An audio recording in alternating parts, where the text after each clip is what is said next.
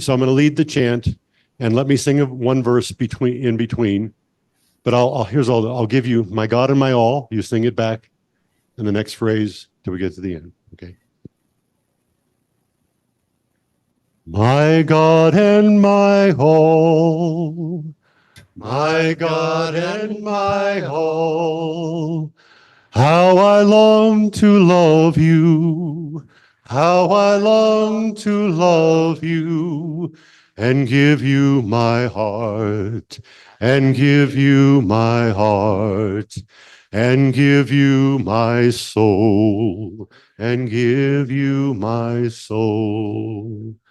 Show me the way to love and give of my life for you. Then shall I live, then will I rise.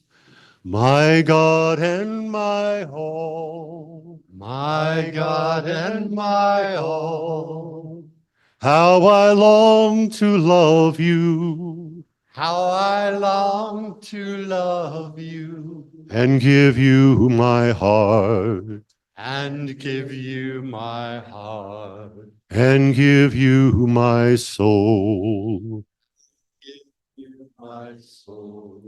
And I will live with you, and I will die with you. Some of you know it. Weeping for love, weeping for joy.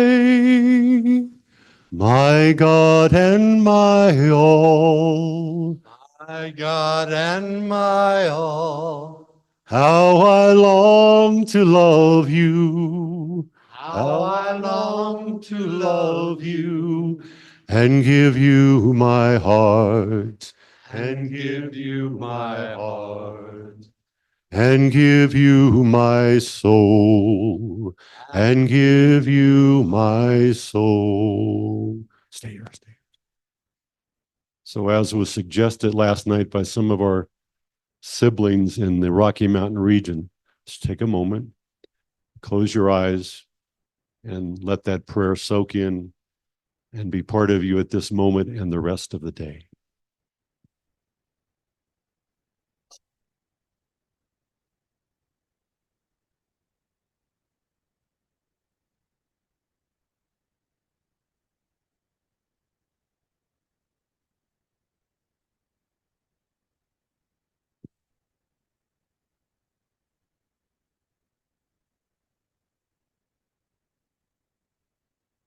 Amen.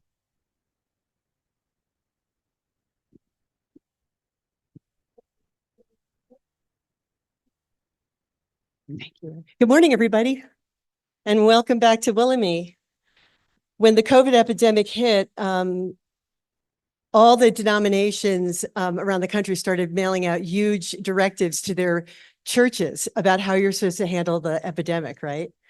I've been very involved since I came into our circle with what we call cross-jurisdictional conversations. You know, we're like little micro denominations. And we get together and we talk and you've probably been on emails from Father Jamie Matthias, and Jamie and I were talking and we're like, well, what are you going to do? I said, well, I don't know. What are you going to do? And nobody had anybody up at the top. This is something, there is a shadow side to not everybody at the top sending down instructions, right? And the particular question was, how are we going to pray well? You know, how are we going to really pray well? And I said to Jamie, I know who we can call. Let's call my friend Ricky Manalo, and let's get him on a Zoom call and talking to anybody in all of the jurisdictions that wants to talk about prayer and all of this technology that has emerged in time that supports our prayer. So why would I want to call Ricky Manalo? Well, aside from the fact that he's a wonderful friend and that we were at the GTU together doing our doctoral work, if you look at his bio, on our Synod webpage, you'll see things like the 2020 Distinguished Catholic Music Composer of the Year Award from the Catholic Publishers, the 2018 Pastoral Musician of the Year, He studied at the Manhattan School of Music, a very illustrious and wonderful destination, New York City. We sing his songs. I mean, I love his songs. And personally, I think the best performance ever of By the Waking of Our Hearts was at my ordination, where 3 dancers who love me came and danced to that song as we presented the gifts. And I'll never forget it, not only because the music was so beautiful and the dancing was so beautiful, but the lyrics are so profound. Ricky's written more than 30 articles, books, and chapters in books. One of them that won his second book, The Liturgy of Life, the interrelationship of Sunday Eucharist and everyday worship practices, was a finalist in the 2015 Excellence in Publishing Awards by the ACP, the Association of Catholic Publishers. He's a member of NAAL, the North American Academy of Liturgy, the Catholic Theological Society of America, the International Societas Liturgica, and he's an NPM, a group many of us have known and loved. But really, aside from all that highfalutin, amazing academic accomplishment, he's an amazing priest and an amazing visionary, and someone who shares his Paulist charism, not only here in the United States, but all over the globe. This is somebody people fly in. So when I asked him, would you come talk to us? And he said, sure. My heart just soared, because we get this morning to listen to my dear friend and soon to be your dear friend, Ricky Manalo.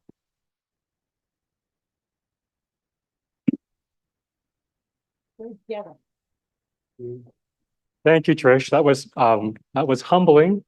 Thank you, everyone. I'm glad I showed up 2 days ago, because I was able to get to know you through the meals and every place in between.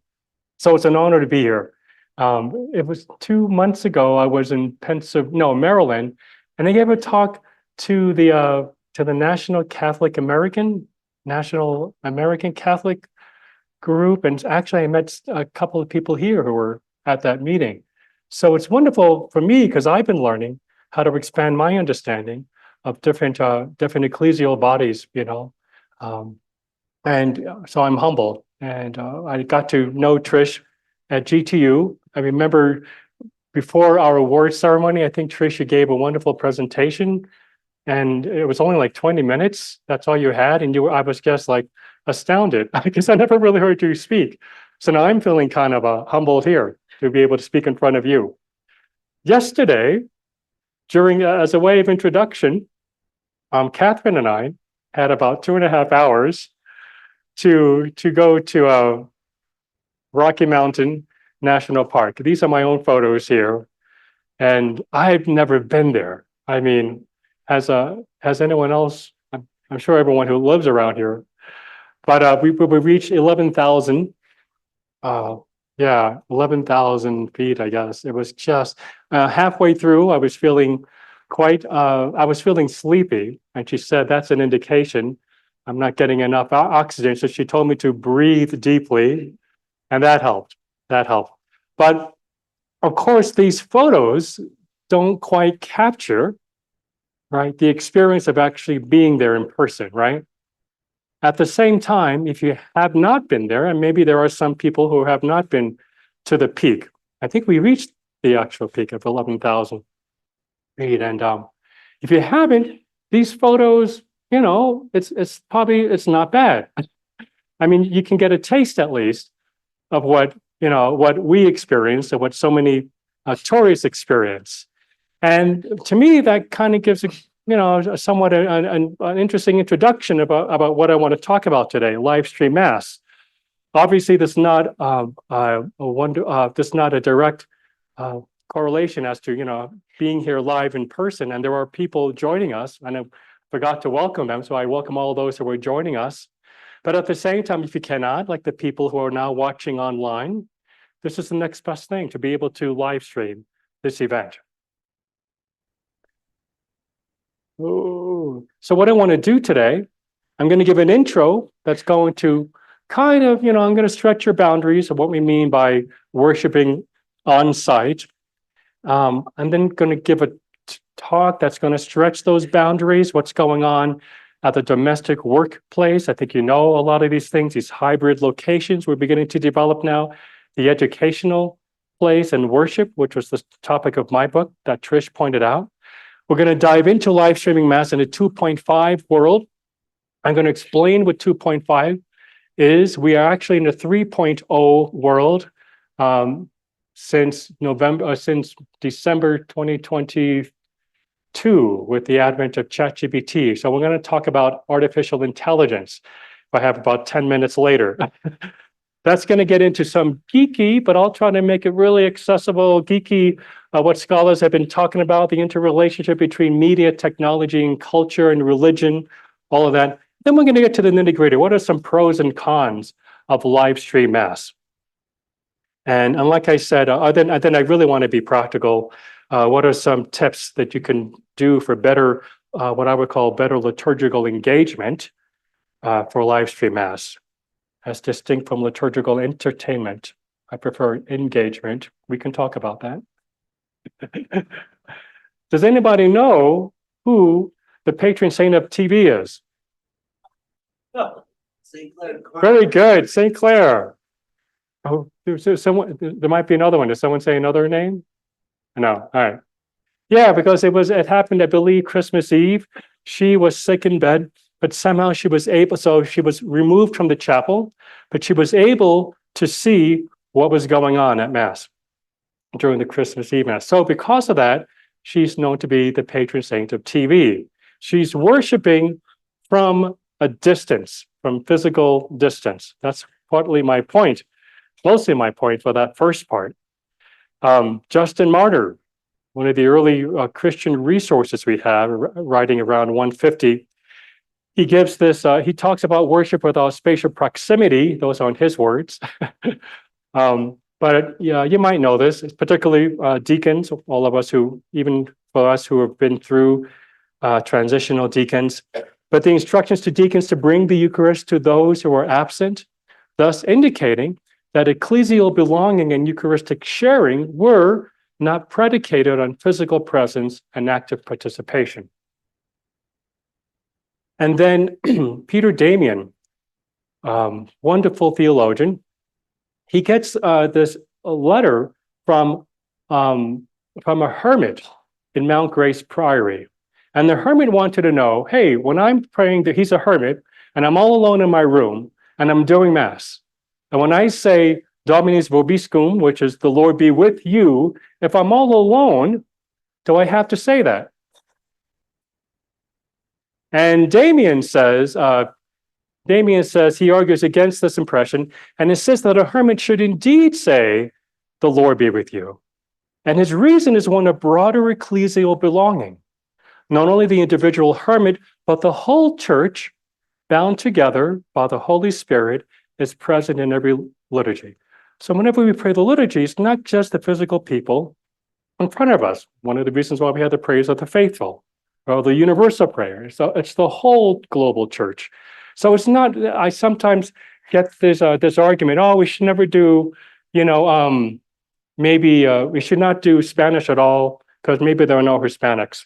Well, the global ecclesial reality is, in the United States at least, they're about to be the dominant cultural group in about 10 to 20 years. And it was good to see that you're integrating that in your own liturgies. So all of this is to show you how we've always been looking at this. This is not new, the understanding of worship beyond actually being there. And the first telecast of a Mass goes back 66 years ago.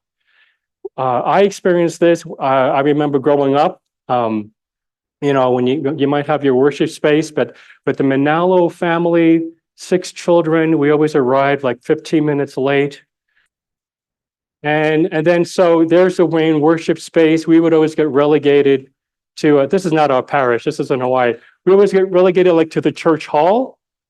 And sometimes, for the kids, we love that because that kind of gave us a little bit more freedom to like talk and negotiate, what we can do. Of course, if we were sitting there in the pews, in the actual nave, then, we have more rules, because fathers, and all the liturgical ministers are there.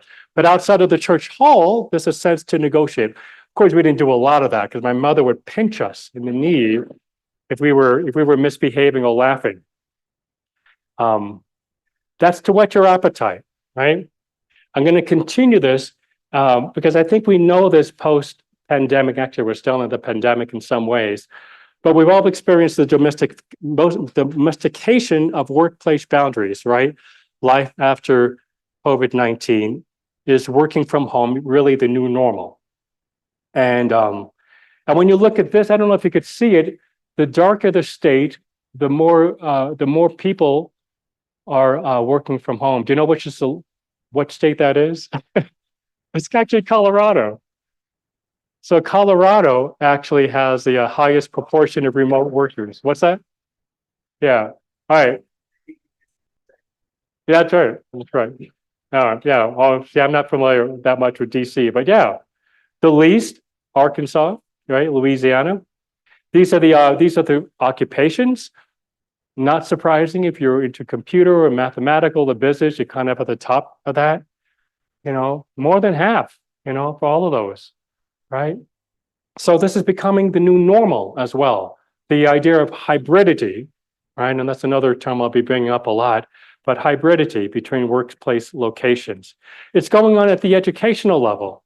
I was part of this Teagle Wabash Institute study with my good friend and colleague Elizabeth Drescher, and she gathered these people from media, and what we studied were the dynamics between classroom settings when students learn religion, and you could apply this to your catechetical program. It's no longer about that they're in this they're within these four walls. Whenever they're studying anything religious, right, they're simultaneously interrelating that with everything else. Sometimes in my classes, they would even do that with a laptop. And if I walked past them and I saw them, not paying attention to them, I would correct them. I'd tell them, no, go back to the notes. When I was teaching in Santa Clara, right? Sometimes this happens during the homily.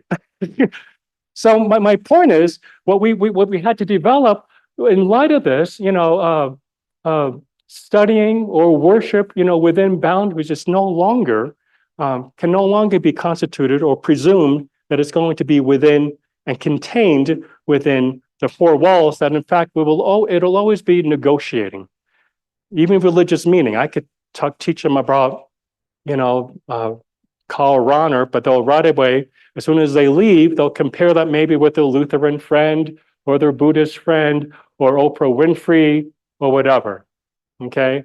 And that's kind of the world we're living in. So that changes a pedagogical approach of teaching students today. And then I did this in my book, dissertation and book, The Liturgy of Life, in which it was, with fewer, the majority of worshipers, and we all know this, do not go to Sunday worship on a regular basis, right? Among Catholic nations, to know which nation has the highest percentage of Catholics who go to Mass every Sunday.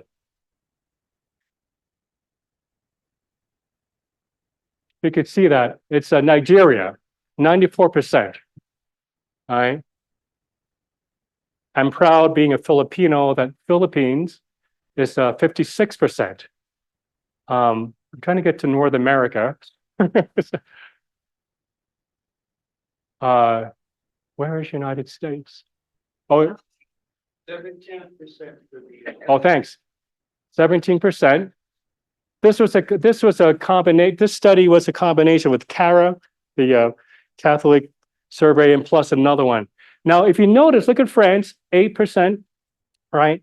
Italy is not even in this chart, which means what? They didn't even make the top whatever. They're lower. Oh, are they?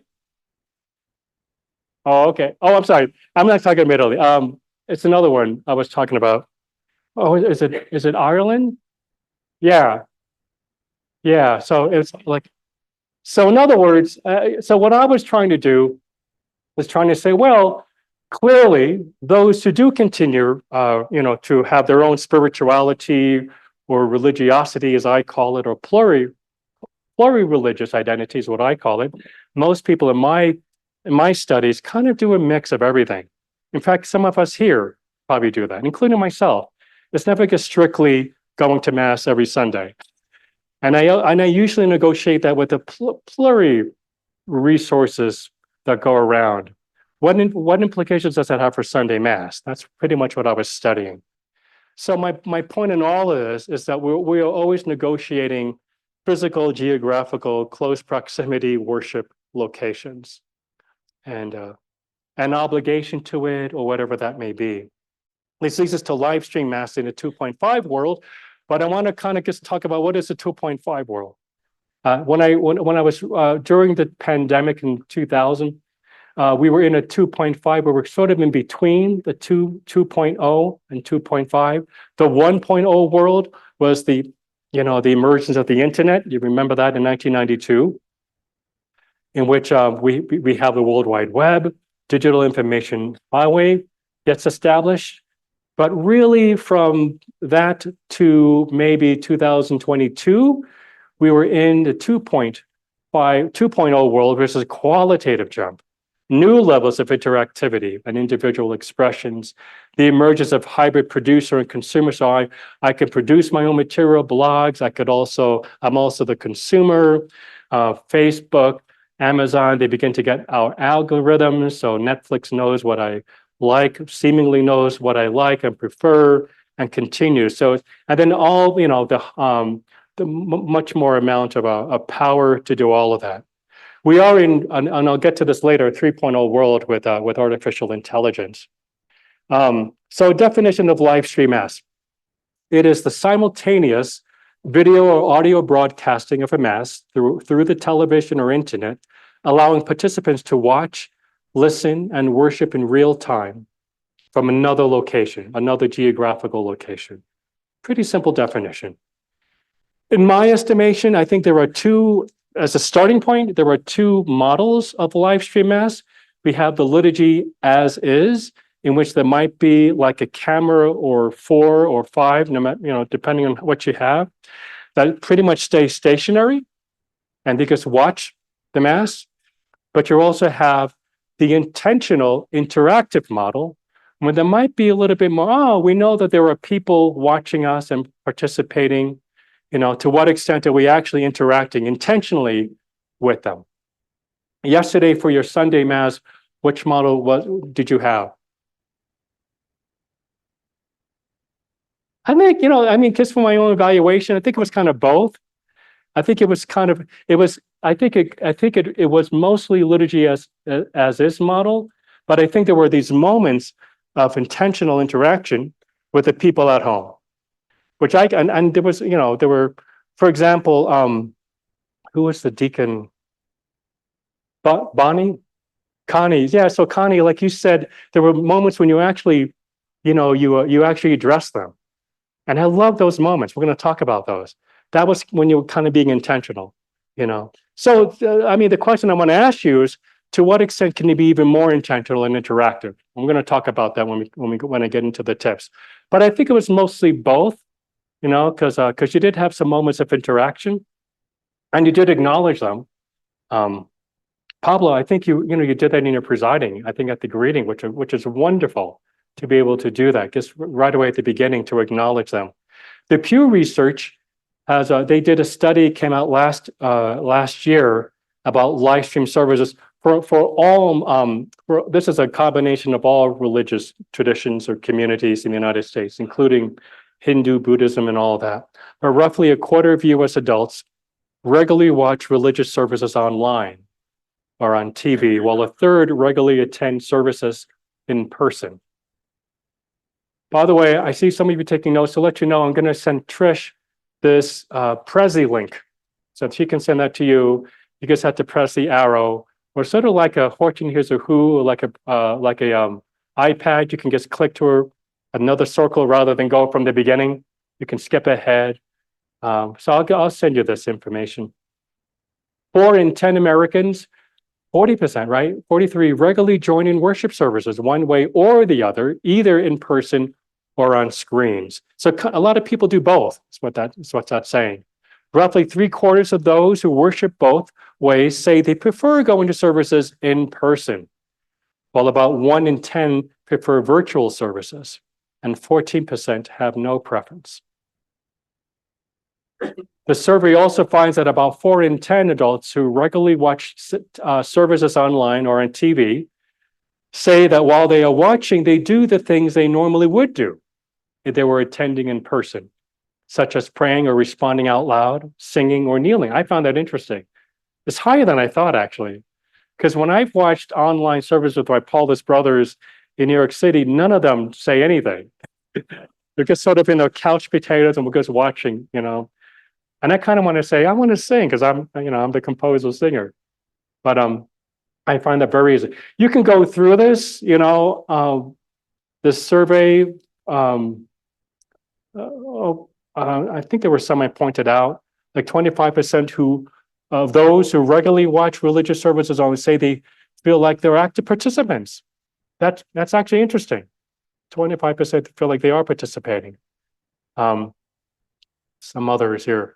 Virtual watchers of religious services feel far less connected with others than do in-person attendance. So what this is saying, they still kind of prefer, as this one says, to be there in person if they had a choice, or they recognize the benefits of that, which is interesting, because that's saying that still on-site, close physical proximity is still the way we experience the full conscious and active participation that the liturgy calls for, right?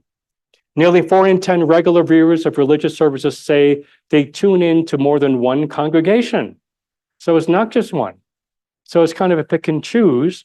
Well, we do that physically. Sometimes we don't want to go to one congregation or the other. A lot of people are always picking and choosing, but that's going on even more so online.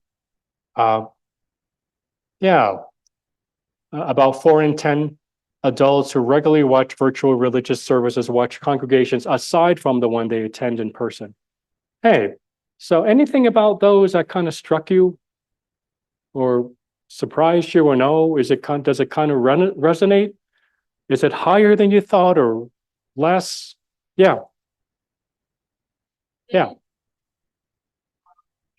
whether people who actually get in front of them, for example, read line. Yeah, I did not see that in the survey. That's a great question. That's the kind of question I would want to ask. Yeah, because the sociologist in me, like, what are you using? Like, what are you using? Are you using, pita bread? Are you using whole wheat, gluten-free? Coca-Cola, wine? No, really. I just want to, all right. All right, yeah, one more. Oh, sure. Also, Mallory, if are there any questions online, let me know.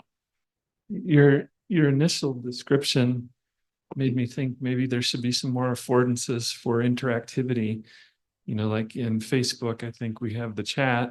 Oh. And some of that affordance might be a representative in person who voices, and I'm at Light of Christ in Longmont. We do that at least during the prayers of the faithful.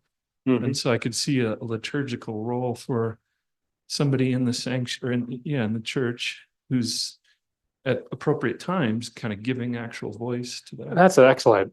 I mean, that's a great thing. That's something I'm learning. I mean, I'm going to recommend later that even at the closing prayer with the praise of the faithful, the leader actually mentions that, but the idea that you actually voice it aloud as one of the petitions, or maybe whatever, scrutinize, what this series would be. Yeah.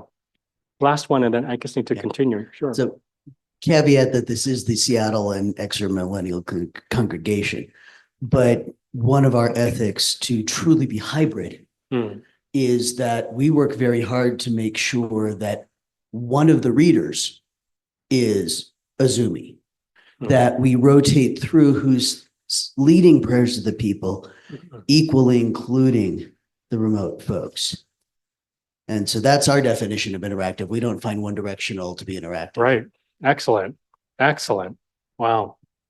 Wonderful ideas.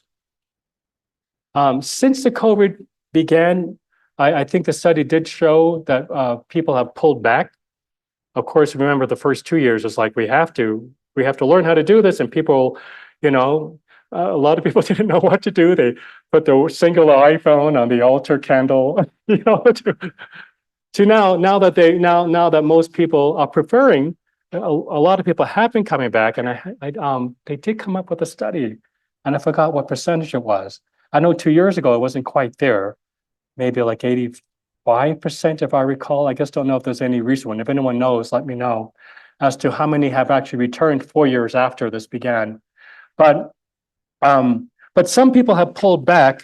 Others have done more references, like they're saying, we're not going to do it as much. Go to St. Patrick's Cathedral. Most cathedrals somehow continue it, or point to a parish that does it well, that has the equipment. I do believe that whatever your resources are, and then again, you can pull your resources together as communion. If there's one community that does as well, there might be this concerted effort, to refer to them. But others have not pulled back, but fortified, like we Paulists. Now we're known for media, so we really invested a lot of money on this, and you're going to be like gawking if you find out like how much money we've been spending on new media since the pandemic began. But realize we are like 1 block away from Billionaires Row. Now, if you know Manhattan, it's like the tallest skyscrapers in America with residencies, and there. So but we're also known for media. There was a New York Times article in New York Times about 2 or 3 years ago that actually said donations were actually increasing for parishes that did live stream mass well, that did it well. And we're getting a lot of donations from around the world at St. Paul the Apostle Church. Where do you fit in all of those various models? That I do encourage you to continue it to some extent.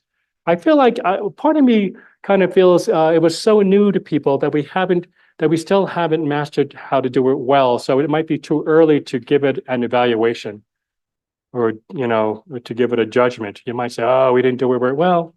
Give it more time, and we're getting better. And some of the tips I'm gonna say later on. This is a time of what I call liturgical hybridity. That's sort of both and between geographic and home. And so this creates a third space, right? The moment we have a camera, we're no longer just here in Estes Park, but now we're connected into the third. In some ways, the camera now is the third space. I'll link to the other parts of the world, and this gives a different. This already stretches our imagination. There are some. Let me just see. I wanted to show you this.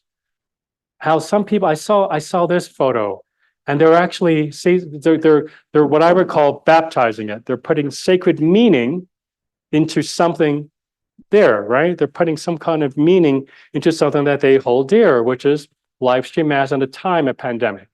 And I don't know whether this is continuing, but sometimes particular eye contact creates that third space. If the camera was closer to me, I'd be more intentional looking right into the camera for you who are viewing this at home. But you right away could create that third space, by being more intentional. I'm gonna see this later. All right, I want to just talk about this area before we get into more of the practicalities. This is coming from scholars right here in Boulder, Colorado. It's a group of they call it at the university there. It's called the Center for Media, Religion, and Culture. And about maybe 5 years ago, or no, was it 4? Maybe, oh my gosh, life goes fast now. It might have been 5 years ago. I was actually at their conference. Stuart Hoover was asking, how will core religious understandings of identity, community, and authority shape and be reshaped by the media, by the web, by this 2.0 world? So how is authority, religious leadership, community, and our religious, how is that being shaped by media and technology? That's what they were asking. And what they did is that he wrote this, he edited this book with all these scholars, and he came up with, after editing all these articles, he came up with 5 areas, themes that are emerging by these scholars, and these scholars are studying all these different congregation and communities, themes that are coming out whenever religion meets media or technology. The first thing is about the issue of the new, that whenever some kind of new technology comes in, all of a sudden we're sort of like, oh, this is new. This is what's going on with artificial intelligence. Usually people become a little hesitant when new technology, that's going on now, by the way. We have these dystopian visions of Terminator robots, and AI. So we become a little bit more, but eventually, as with the camera or the photograph, eventually we adapt. When you see articles about when the camera came out in the 1800s, late 1800s, there were these writings that, oh, this is going to destroy family life. It's going to it's going to replace artists. It's going to, if people now, if normal folk could do a photo, what's the place of the artists? That was actually a major concern when the camera came out. It's going to displace jobs. Does this all sound familiar? And so what happens, usually in technology, we usually adapt to it. It takes a while, and then it becomes a norm. I mean, camera, big deal. Although, actually, no, because now AI is changing how we see photos. So that's a major issue. Another thing that comes out is the issue of the scale of change. What they're saying there is basically when any kind of new technology comes out, are we all of a sudden going to jump on board? So it's kind of connected to the first point, as if it's everything going to change. Now, an analogy of that, remember when Blockbuster Video came out, they said, oh, this is the end of movie theaters. Well, no, we still went to movie theaters. Interesting, with the pandemic, movie theaters are now kind of struggling a bit, right? So the question's coming up again, but not because of media technology, because of the pandemic. So what is the scale of change? So we had the Second Life. People could always go in, into a virtual world, but still people are worshiping, it is declining, and we can talk about that. Of course, the third issue is it authentic? Is this count? Is this mass? Is this real? And that's the question that usually comes up. What counts? What is real? What is authentic now? And Teresa Berger has been studying this, where she says there are actually new ecclesial communities that are actually emerging beyond, around, and between all of these various locations. She even asks, I love this question, is the Holy Spirit present during online worship? Of course. The Holy Spirit is everywhere.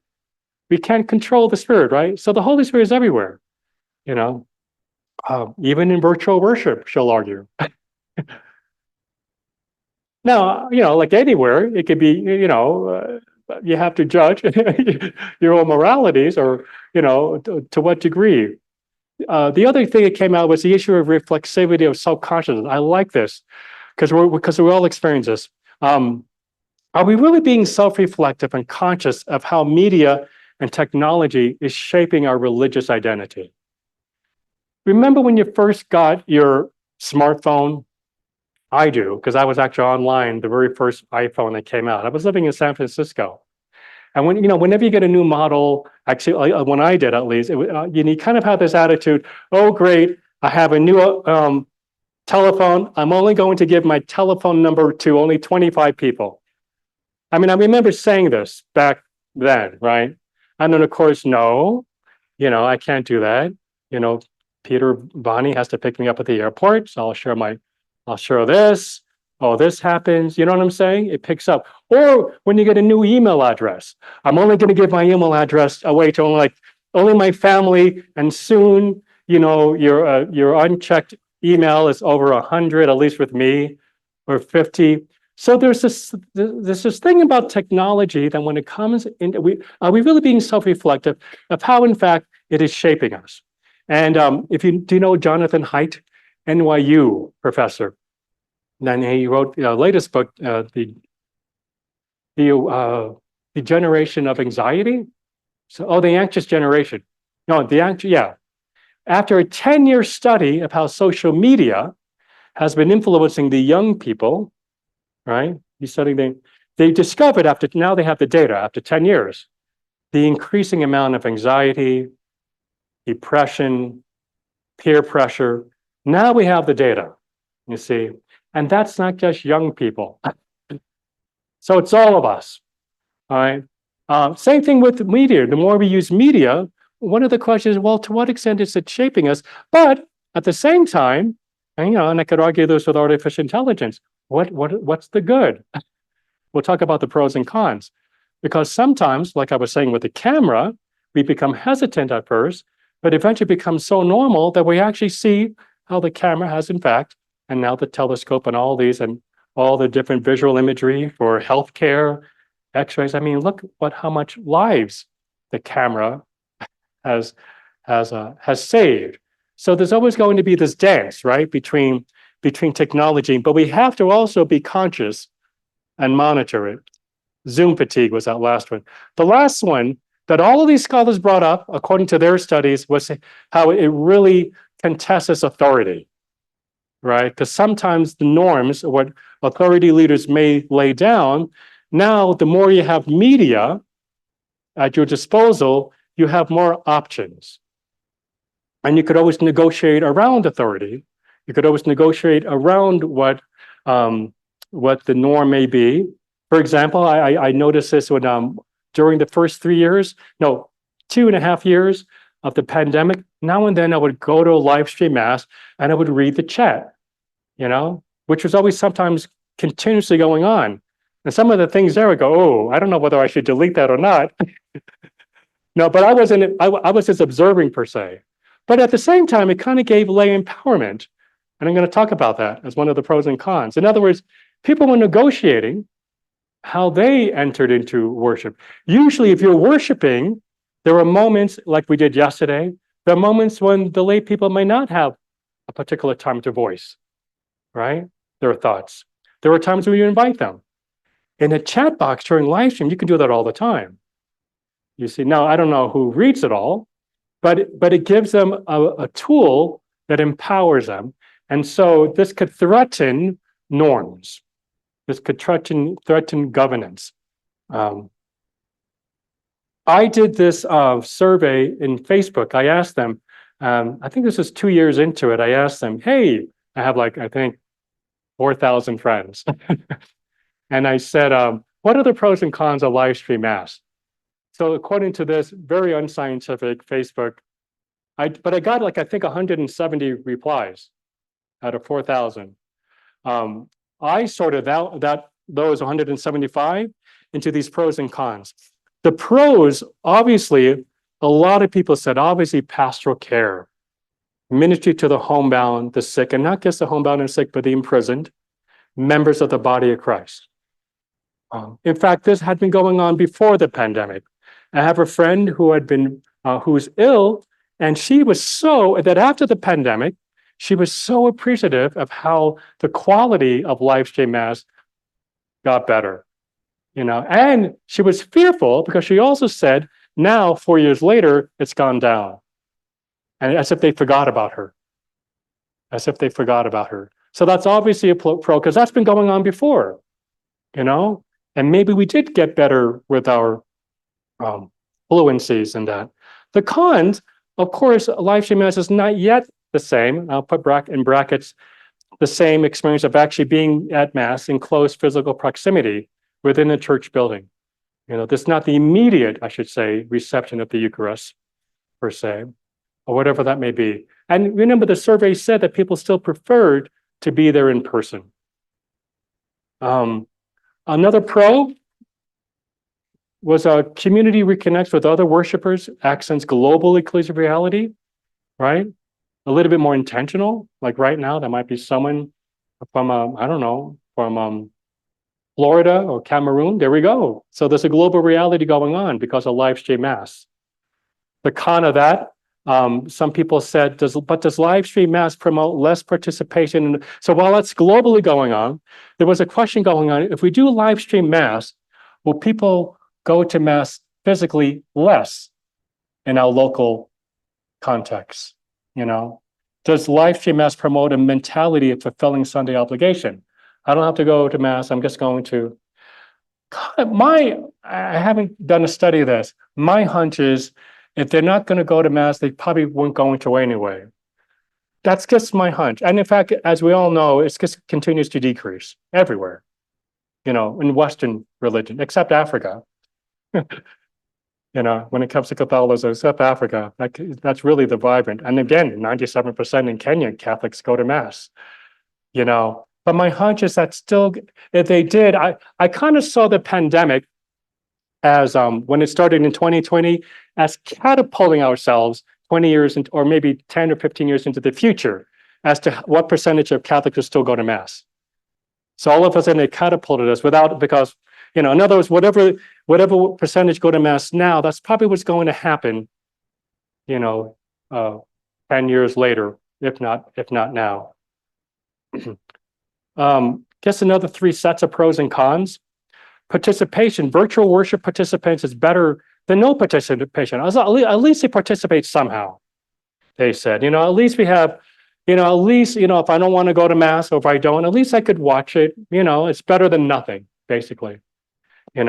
So, and connected to that is what Teresa Berger was saying that this is a new and emerging form of participation. It may not be physically in place. The con of that some of my friends said, yeah, but what type of participation is that? They may not, it's an option, but it's not really full conscious and active participation as envisioned by Vatican II. But like I said, the pro of that is that but maybe that's a new and emerging form of participation we have to consider that Vatican II did not cover or foresee, obviously did not foresee. So that's sort of another part of that. Number 4 is what I said before, that it does empower lay empowerment and worship participation, online chats, praise of the faithful, they type in their praise of the faithful. There are so many communities out there where they don't give the option, for what else shall we pray, right? But this allowed them to do that. But then, like I said before, official leaders may see some practices as a threat to liturgical laws, customs, and tradition. To whatever extent that is, right? And then a pro would be evangelization, right? Effective tool for reaching out, beyond your geographical location. You might we do at, St. Paul's in New York, we're always constantly meeting new people from around the world. So we're kind of evangelizing, they would never go, to New York per se, but now they're listening to our homilies, our music per se. And number 5 is something that Kevin Irwin, Catholic theologian at Catholic U, said that, yeah, but then this could also lead to a consumeristic approach to live stream mass, which kind of goes into our more North American about pick and choose, but he still says that's a little distinct than going where you prefer, more like a consumeristic attitude where, it becomes more of a commodity per se. I think he has a point there. Any thoughts about that before? And Mally, I don't know if they have any questions online, but I welcome all those. Yeah. One stat I haven't seen yet is how different age groups compare. That, I'm just curious if whether younger people stream in higher numbers because they're used to it than older folks. And we get the impression that the young people today don't visit churches anymore. They visit online, and if they like what they see, they might go, right? Yeah. But the idea of getting a visitor, is just kind of gone away. People visit online and then they come later. So I'm just curious if there's any stats on that. Yeah, I don't have any, but that's an excellent question. Because I mean, on one level, as we know, it's mostly an older generation that continues to go to mass, religious services in person. But now that we have a tool, and now that it's opening up to a medium that younger people could relate with, right? You might think, would this be a way of outreach? And I want to let me do some research. If anyone else knows, I'd love to find out, because you would think. And if not, then it might be this larger what David Rose is saying, this largely declining of Western religious participation, all in all. Or the answer might be more what I'm kind of saying in my book. It might be more of this hybridity between various, degrees. Like now they'll do this now and then. They might go to a Catholic mass, but then they might do a soup kitchen. In fact, they might do that more than going to religious services, younger generations, and then go to do yoga. So I think it might be more or less. I just don't know if there's any particular study, but I'm going to try to find out if I could. So next, someone get me a cup of water, please. If there's anything. Yeah, thanks. Just wanted to touch on a few things. One of the things that I'm considering here, our experience is that a good portion, not all, but a good portion of the individuals who engage with us online while we're doing mass are individuals who, for one reason or another, aren't there this week. Aren't there this week. Yeah. Or they're individuals who used to be members of our parish who moved away or are no longer able, for one reason or another, to be able to attend physically. So that's part of that pro, is being able to keep that connection to the individual, the parish from the past. Yeah. One of the other parts that's interesting that I kind of want to, I realize it's outside the scope, but you have some forms of social media that were being used, like the easy example is Zoom, which is normally private. It's a private room and it's not recorded for people to watch at a later point, as opposed to other forms such as Facebook Live or YouTube, which are public and also are recorded. Yes. And then, of course, you've got hybrid stuff like Twitch, which normally isn't, it can be recorded, but isn't. But so there's a huge variation in and stuff. So for us, for example, I will see the numbers of individuals who are watching at home, in air quotes, at home versus being in house. There's about a third that are watching from home at the same time as we are in house. Right. But that number is actually, it ends up being 6 times as many people have watched it in 48 hours later. Yeah. So one of the things, I think, I like how you're finding out more about the people who are actually worshiping online. And if you can do that, that's fine. Sometimes people might even, depending on their, I guess, allegiance or membership to your community, they might not want to have any kind of survey, of course. But one of the things I do want to recommend is that, because we do this at St. Paul's, we will just, we'll ultimately put that in YouTube, but sometimes we'll just carve out the homily.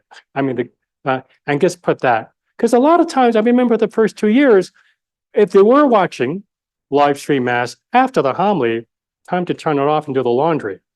Seriously, they're not. Why be there for the peak of the mass? It's the Eucharistic prayer. But if I'm not going to be there in person, but this is something then I could watch I could watch on the car, I could watch it later on in a subway, whatever. So you have to think, you have to think of the whole context and how transferable the various religious symbols we make and resources we make to everyone. Yeah. Oh, someone else. I'm sorry. No.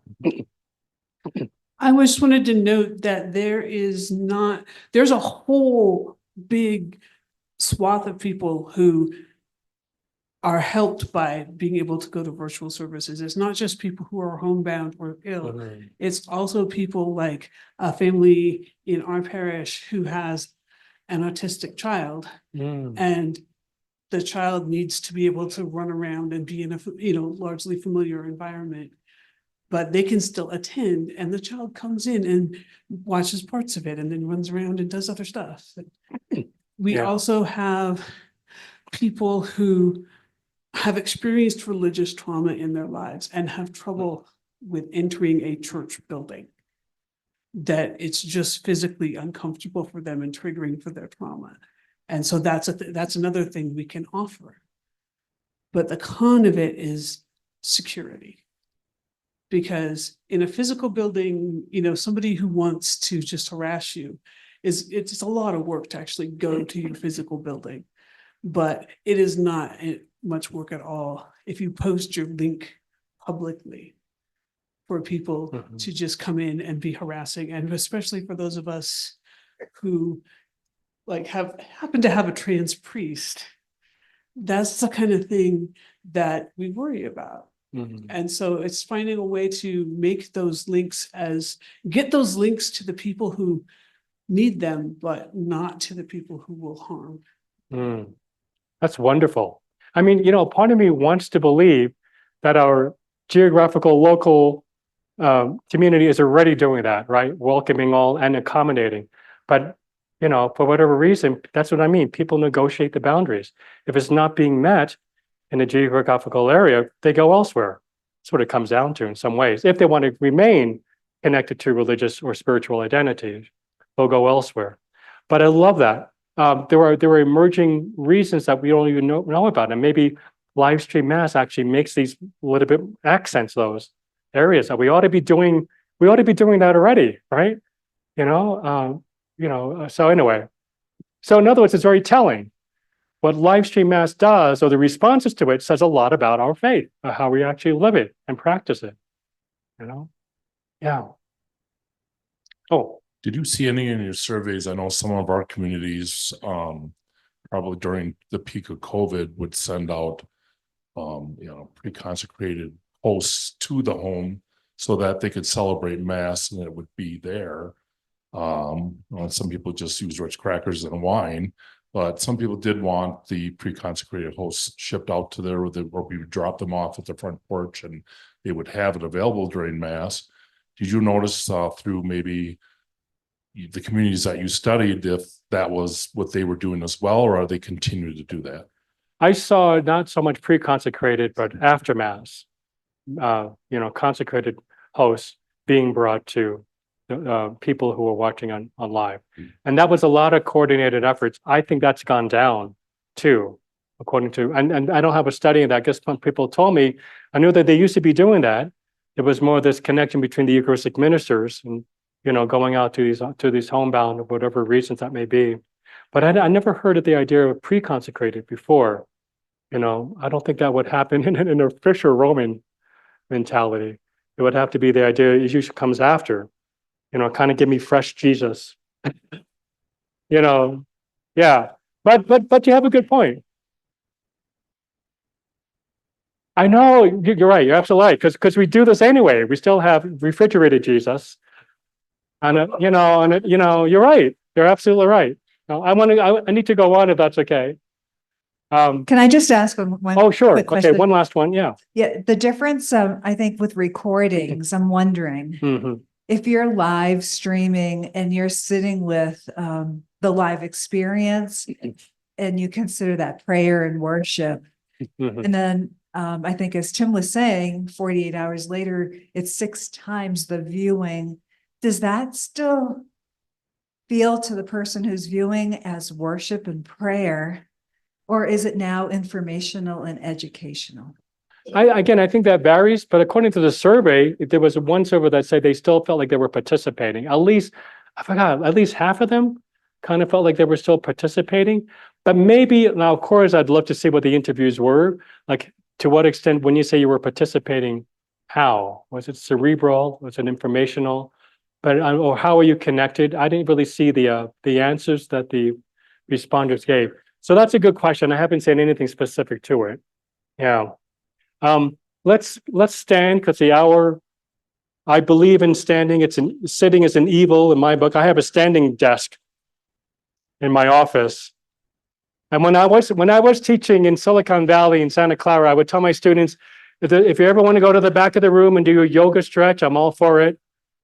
Or do, any kind of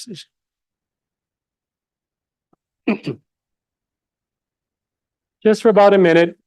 And then I'm going to get into some, although I'm already learning from all of you, these great these great suggestions. Oh, okay, sure.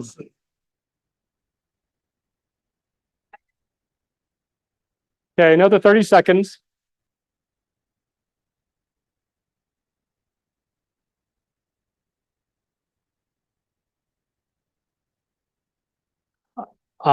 These are some tips for better engagement. Although, again, I think from what I heard from some of you, you might be ahead of me with these tips.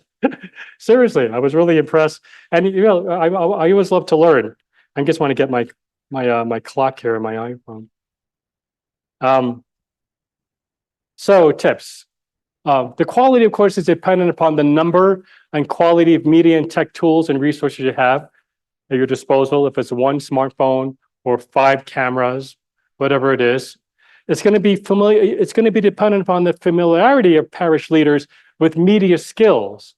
So we know this. If you're a liturgical minister, to what extent are you intentionally looking at the camera, or you know what I'm saying? The performative, ritual, embodied aspects of presiding, or doing any kind of liturgical ministry.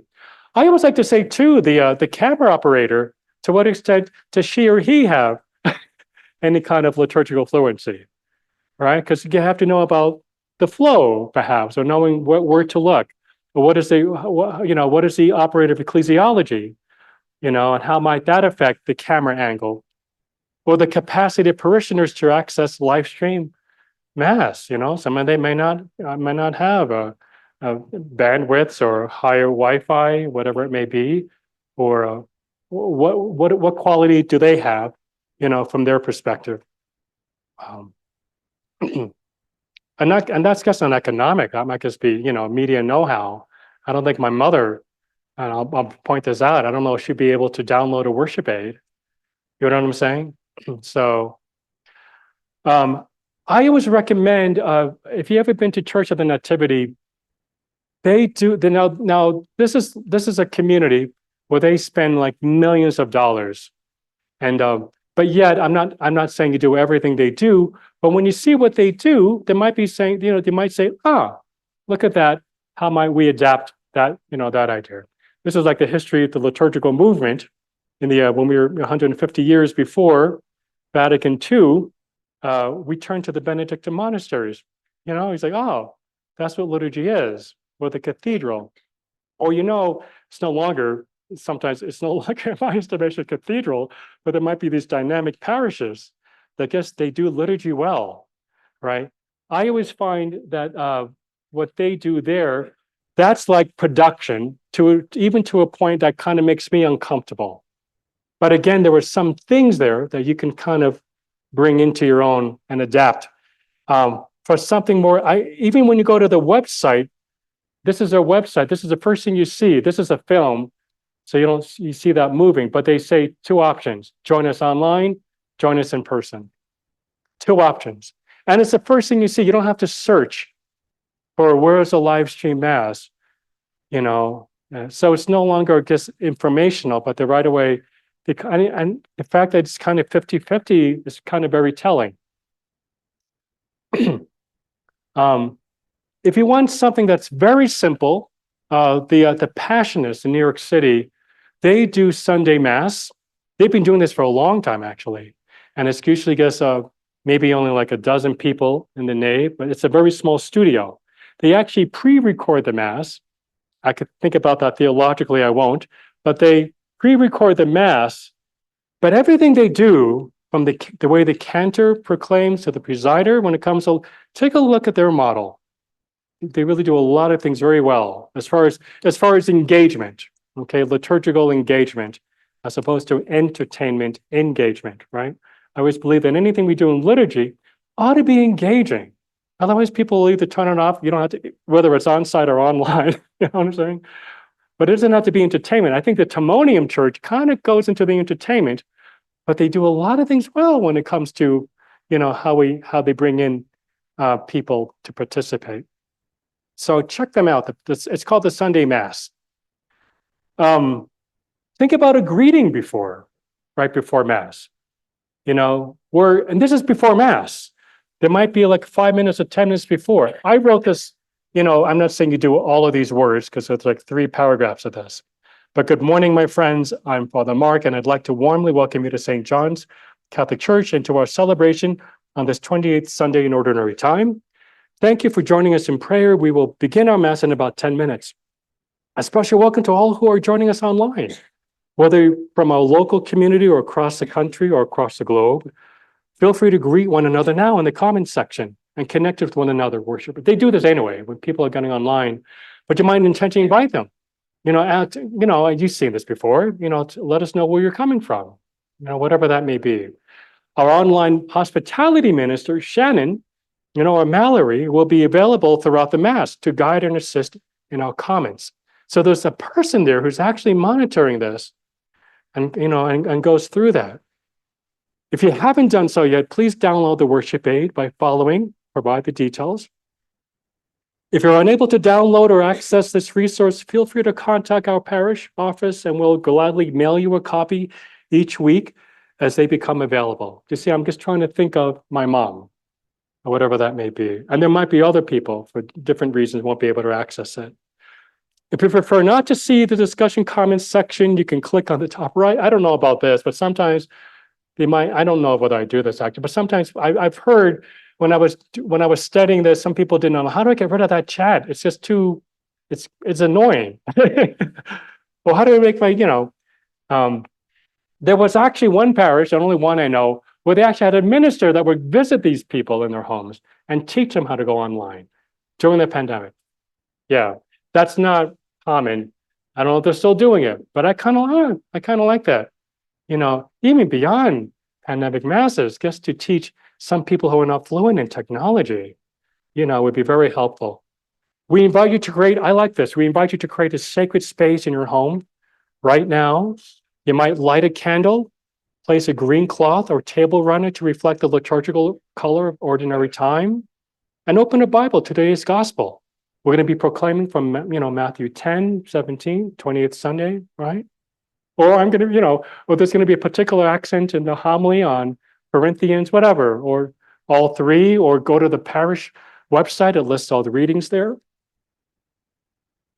We encourage you to participate fully from wherever you may be by standing, sitting, praying, and singing as much as you can throughout the liturgy, following the guidance of our online hospitality minister in the comment box. So sometimes our online minister can actually give the instructions for people what to do. And of course, you are always welcome to join us in person here each week in Pleasanton. If you are able, all are welcome, ... We welcome all people.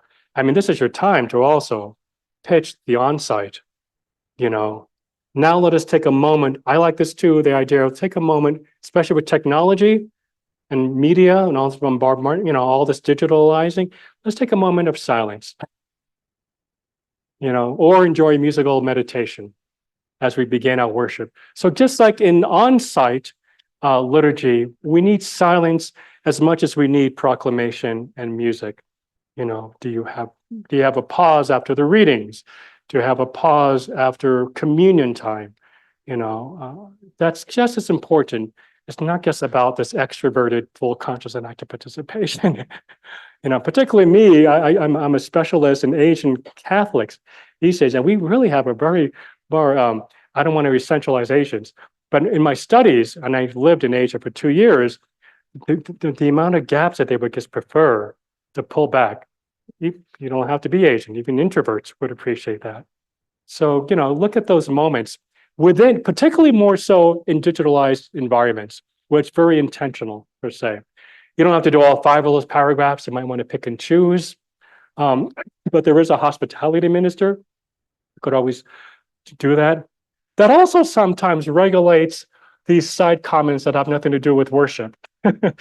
When there's a person there is sort of, because you know what, now, while I'm all for, people being more empowered, I also want to, kind of give an order to the flow, the ritual flow. But when you have someone there, then it's sort of like, oh, it kind of brings them back into the focus of why they are online, per se. Various questions, you could even respond to them. Some people I know, they didn't want any chanting to go on during any time of the Mass except these 4 times, sometimes 2 or 3. In other words, they would open up the chat box. I kind of like opening up all the time, but if you wanted to pick and choose and have more control of that, certainly greeting before Mass, encourage them to greet one another, tell us where you're coming from.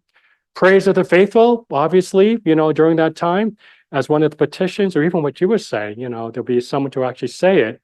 But also, the opening prayer could actually invite them to also, voice that out loud. Sign of peace, that's when it really, really goes crazy in the chat box. I think that's the opening and the sign of peace, which is real interesting. The greetings and the sign of peace is when really you see a lot of people wishing each other well. Post-Mass blessings, I've seen this where it's like they're blessing each other in the chat. Like, goodbye, God bless you, whatever it may be, or closing salutations or hopes. Even the online person might say, they might even give instructions. You might do something, again, when you look at the best practices of on-site worship, I could think of like Saint Gregory of Nyssa, the Episcopalian Church in San Francisco. Has anyone been there? After their Mass, the homilist, like maybe 15 minutes after Mass has ended, meets with anyone who wants to talk about the homily.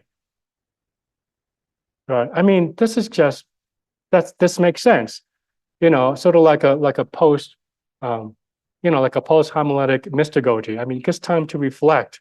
Well, you could do that online if you have the time, right? You can have someone, what did you think about the homily? Or there might be 3 intentional reflection questions. Such and such preached about this. When she was talking about, how this applies to polarization today, are you experiencing that, or whatever it is? There could be other, and again, I'm learning from all of you. What else would you add here? I mean, really, I sincerely mean I'm learning from you. What are other ways of that interactivity? Yeah, Mally, is there a question? Yes, there's a question in the chat. This is from Stephen Ott. He says, thinking of how some participants might step away after the homily, has there been or could there be thought and effort put into liturgies specifically created and designed for online participation rather than adapting existing liturgies for online participation? I think yes. I mean, one of the things I saw during the pandemic, some people were doing morning prayer or other ecclesial small communities coming up with various types or various themes. So it doesn't have to be connected necessarily, to the, I don't know if that's what the question is, but certainly, it can meet different pastoral needs. I saw sometimes hospital chaplains doing that, so yeah, I don't think it has to be connected to that. One more, I don't think I'm going to get to AI today, but. That's okay. I don't think AI is going to get to us today. Oh, more than you realize. We learned this from Light of Christ, and we do it in our community, and the people that are online really appreciate it. I'm sorry. We learned this from Light of Christ. Our camera is in the back of the church, but it can move around, right? Yeah. To different places, and that's great. But at the Our Father, what do we say? We offer, we train, whatever, but we turn around. Oh. And then we back the camera up so that the people online can see who's in the everybody, and we're looking at them. Yeah. And we're praying the Our Father with them. And the comments I've gotten from people that can't be at church, that they love that. Yeah. It makes them feel like they're there. You did that at the Sign of Peace yesterday, and I made note of that. I go, that's a brilliant idea. Connie, I think, said, turn to the camera. We all agree. I don't know what you did. I mean, I didn't know where the camera was. Was that you or whatever? But that was a brilliant idea. I just want to continue because I talked about the prayers of the faithful. Make sure you mention them and you invite them. But even at the closing part, sometimes you might have, for all prayers we now voice aloud. Let us take a moment.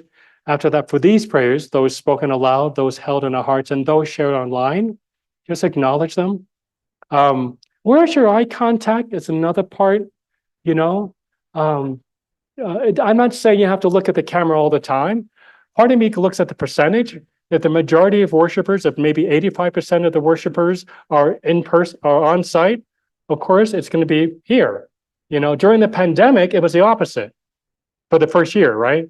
85% were online. So I would kind of tell presiders and all liturgical ministers, including music, look at the camera 85% of the time, because that's where the people are. So you have to know what percentage, whatever that may be, and then look for moments when you can do that. Always include the assembly. I remember, and that's what you were just talking about. Sometimes I watch these things, the Eucharistic prayer, it's always focusing on the priest. But what's the ecclesial, the priest is a part of the assembly, by the way.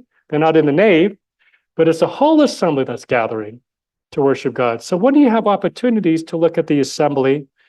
And again, do you have other cameras to do that? I love how, St. Monica's, when Monsignor Tortzen, whenever he preached, you could actually see the people online in your screen, the other members of the body of Christ, even when he was preaching. Sometimes, like Stephen Bell would now and then look into the camera. During the Eucharistic prayer, most presiders I know usually don't look at the camera. There's no right or wrong where you look when you preside during Eucharistic prayer, because maybe there are not particular moments when you are looking at the assembly. Except when I say the Lord be with you, then I am addressing the assembly per se. So there's no right or wrong with that. But then, if you are online, there's going to be times when you could use other creative means of talking about your homily, images per se. If you really get your act together and you have time to do all this, in addition to preparing a good homily, right? For visual aids. When it comes to music, I think ultimately downloading worship aids the best. However, if you're going to use music, I've wrestled with this, whether it's, should it be a black background or white? In the end, I think just words for online, it's just more clear. And I think people will participate just by seeing the words. I don't think they have to see the music. Make sure you have, after Mass announcements, thank you. I mean, in addition to what you might do at Mass, there might be at that moment where you can give more instructions or whatever you're trying to let them know about. And then some resources I have here. I wanted to talk about quickly, and then we'll have maybe about 5 minutes, just AI, because that really is changing everything. And what's different about it, and some of you may, major in technology more than I am, but I've been studying this for 2 years now, giving workshops. It really is changing everything, particularly the generative part, is changing how we could actually create new texts. For example, I don't know if you're familiar with this.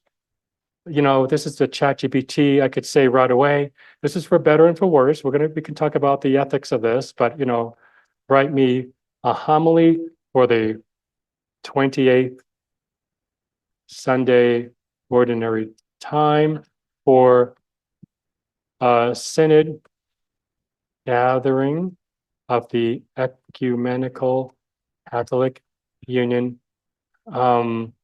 Use the readings of the day, insert a quote from Thomas Merton. And the theme of our gathering is passing the torch. Passing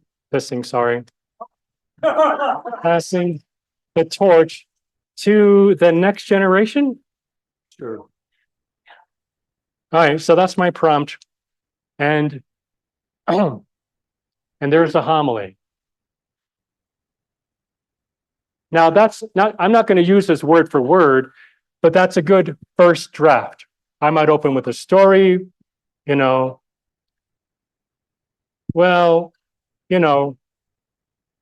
of participating God. It's the first reading from God's abundant grace, where I'm going to get to as Thomas Merton once said, the greatest need of our time is to clean out the enormous mass of mental and emotional rubbish that clutters our mind. In this moment of transition, we ask ourselves, how are we finding meaning?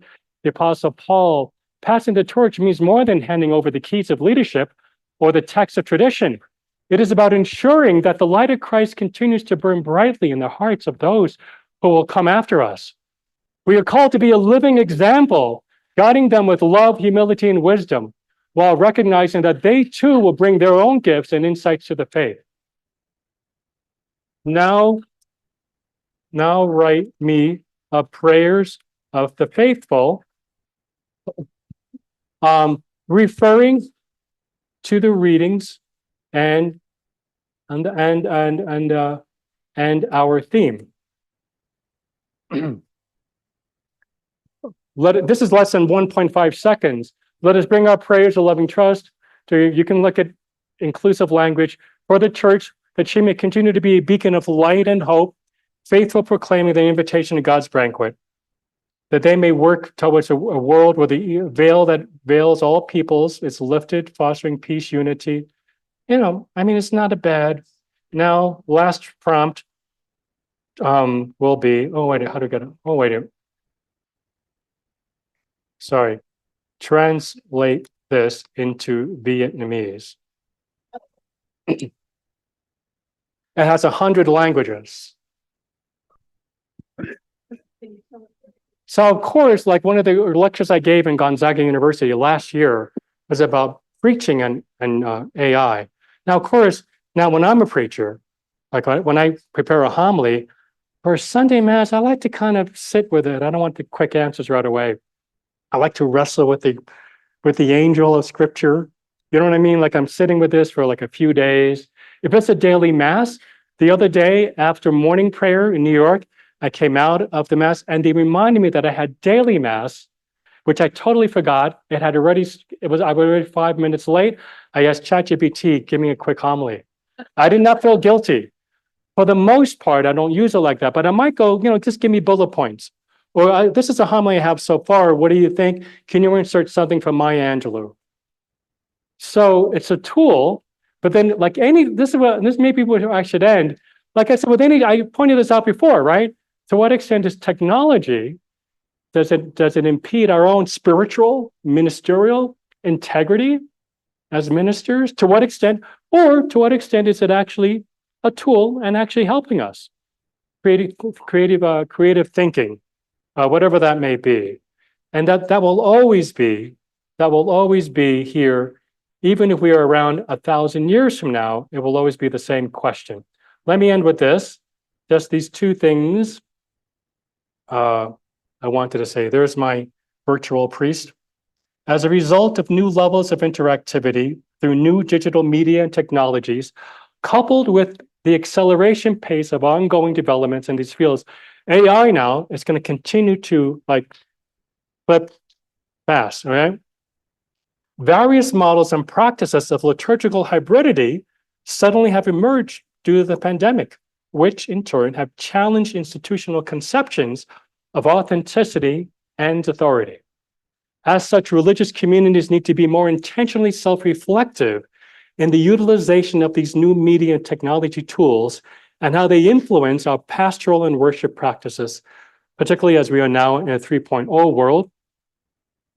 And then the last thing I want to say, it's important to recognize that while in-person worship remains the fullest expression of our liturgical worship at this time, that may change. We might have holodecks one day. We should not overlook those who prefer to participate online. Pastoral leaders must carefully balance, it's a balance, honoring the richness of in-person worship while also attending to the spiritual needs of those who connect with the church digitally. And become more mindful. This is my last recommendation. Become more mindful. Don't be naive that as technologies improve, I've been saying this, and they will, virtual physical sensation that on-site kind of gives us now, will become more real, albeit virtually real, but holodecks, I don't know what the future is holding. So when that it's continue to increase, so will the emergence of new measuring sticks of what constitutes legitimate worship. This is also going to change how we come to measure what is authentic liturgy. And we have to kind of look at that tricky balance, but nonetheless, don't be naive about it. Be engaged and don't neglect it either, because then it's just going to pass you and then you'll be behind so many levels. But just be aware of those tricky balances and nuances and sensibilities, worship sensibilities. I hope that helps. Thank you so much. Thank you. Thank you, Trish. Thank you for all of those who are online. Thank you, Mallory, and thank you, Tom, for helping out with the the technology needs. I know it's time. I'm willing to take questions, but I don't know what the schedule is. 5 minutes. Ricky, I just wanted to offer a suggestion in case it might be useful to some folks. So if you're using Zoom, one of the things that we found is that people really appreciate a live view plus the lyrics, right? And there's ways in Zoom that you can spotlight two windows, one containing the lyrics, another containing a live view of what's going on in the church. There are also ways to do picture in a picture, and I'm happy to talk to anybody who's interested in pursuing any of that. That's excellent, Tom. Thanks. Did not know that. A follow-on, as it were, a comment. For those individuals who are utilizing public social media, whether it's YouTube or Facebook, things like that, it's very important to remember to give individuals who wish to participate a way of doing so without being on camera. Children who are underage, they should not be on camera for everybody on public media to see. There are many individuals who do not want to be on camera for reasons that are their own. So giving them an option and making sure that they have the capability of still participating in person without having their image broadcast to everyone is very important. Yeah, that's a great point. Thanks. Yeah. That's probably the difficulty with media too, right? Anything could be used for right? Without consent. Mhm. Mhm. Do you know of any really good technological solution for getting captions that No. actually work? Yeah, I don't know. So I'm not a techno person in that sense. And I asked Tom whether he'd be able to answer these questions, but I don't know if you know. But I do not know. That's been a perennial Yeah. problem for us because I'm hard of hearing, and whenever we are I doing think, it online, it's yeah, terrible. I know that. I saw this in AI now. When you know they're integrating that in Zoom, where you could have actually an AI agent for better and for worse there, and they could kind of do all these things like simultaneous translations or captions. I wonder whether that might be.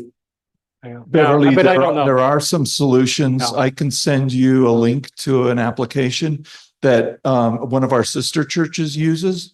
And I think 98% of the time it's spot on. And when they miss, it's not abusive or nasty, right? It's just an innocent miss. Yeah. One question in the back.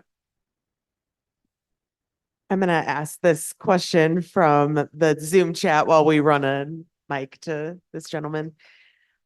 This is a follow-on question to the conversation we were having earlier about the Eucharist during online services. So this question is, some communities have experimented with remote consecration of the Eucharistic elements. Is this a valid consecration? You have to ask one of your bishops. Yeah. I know, I was going to say, I don't know if this is a Ricky question or a bishop. Yeah, I really don't know the ECC, at the ECC, because that might be different than the, than the Roman church. My suspicion of the Roman church, probably not. But so I wonder, but this is why you might want to think about questions like that, So I don't know the answer for your own community.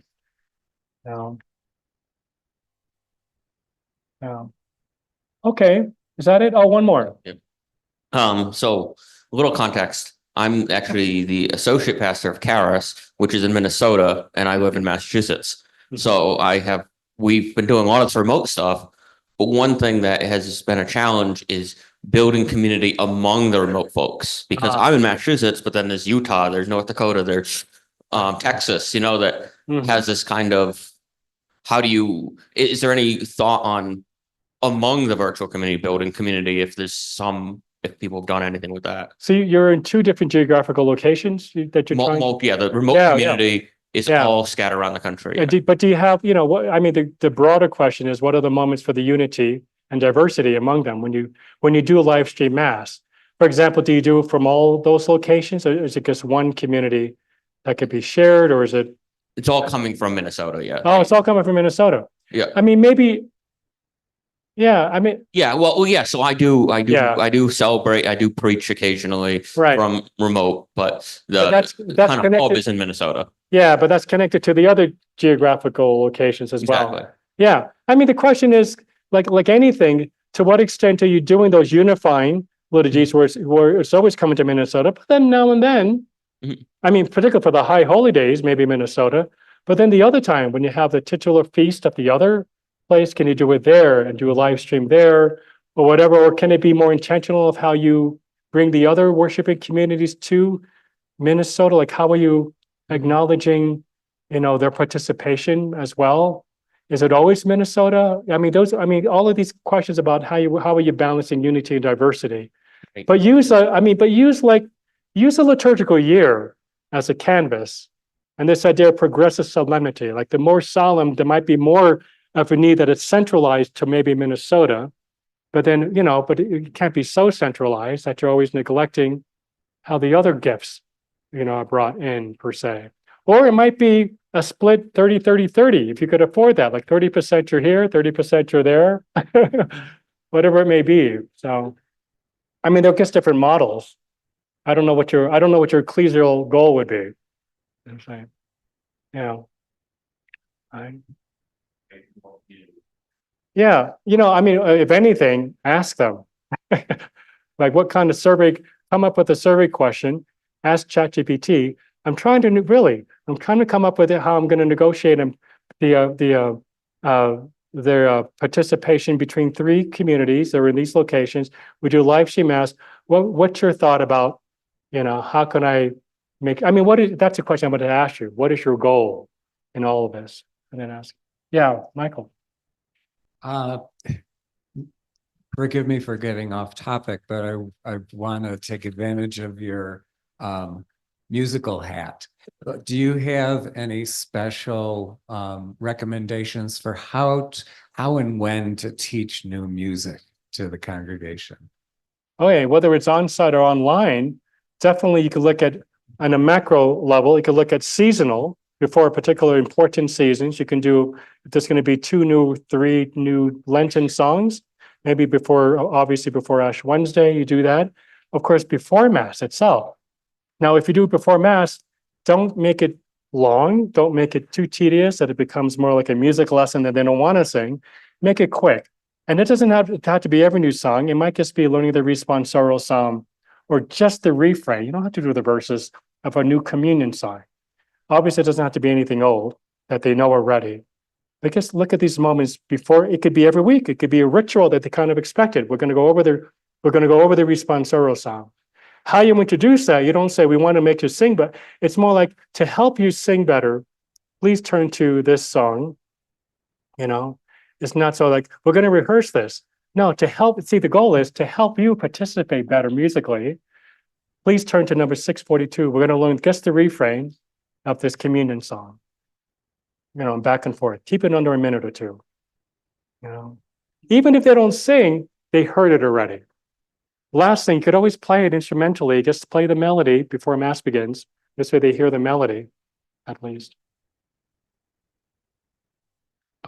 Thank you so much for this talk. It's so timely and helpful.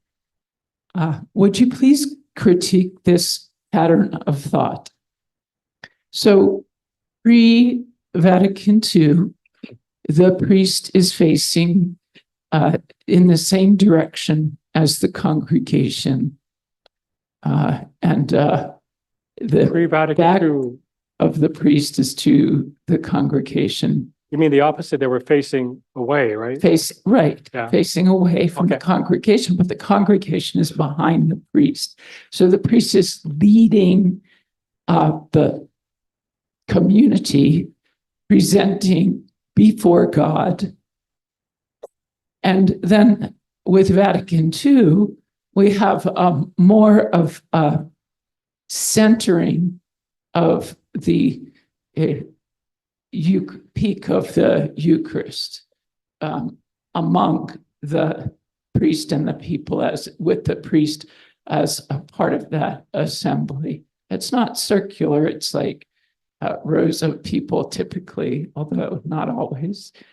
But that's more like, instead of presenting before God, it's more like kind of a generation of the Eucharist by the priest and the people and God all together. Yeah, I mean, I think Vatican II. Oh, sorry. Please go. No, I interrupted you. I'm sorry, because I'm an extroverted thinker. Okay, but please go ahead and do your Ultimately, I think extroverted Vatican thing. II did critique it. You know, the idea of when it kind of allowed presiders to face the assembly. And my understanding, my ecclesiology is more that if I face away from them, it's not that I'm facing God more than I'm facing with the people, per se. In fact, I'm facing the people just as much, I'm facing God just by looking at the people as much, any direction ultimately. The ritual symbol might have been something, you know, more of the priest speaking on behalf, and we still do, on behalf of everyone. But because of the directions of particular, you know, instructions, like the Lord be with you, or even the larger ecclesial symbol that the priest is indeed, and the bishop part, and the deacon part of the assembly. You know, I might not be in the nave, but the people of God have assembled together to worship God. And so Vatican II had that different understanding of ecclesiology, particularly with the primary goal of full conscious active participation. So to see me sing, you know, while with you, you know, it's a wonderful ecclesial model. And in fact, I am part of the assembly. In fact, usually I prefer when the opening song in my interpretation should not end as soon as the presider reaches a chair. He should sing one or two verses with you. He or she, excuse me, should sing one or two with you.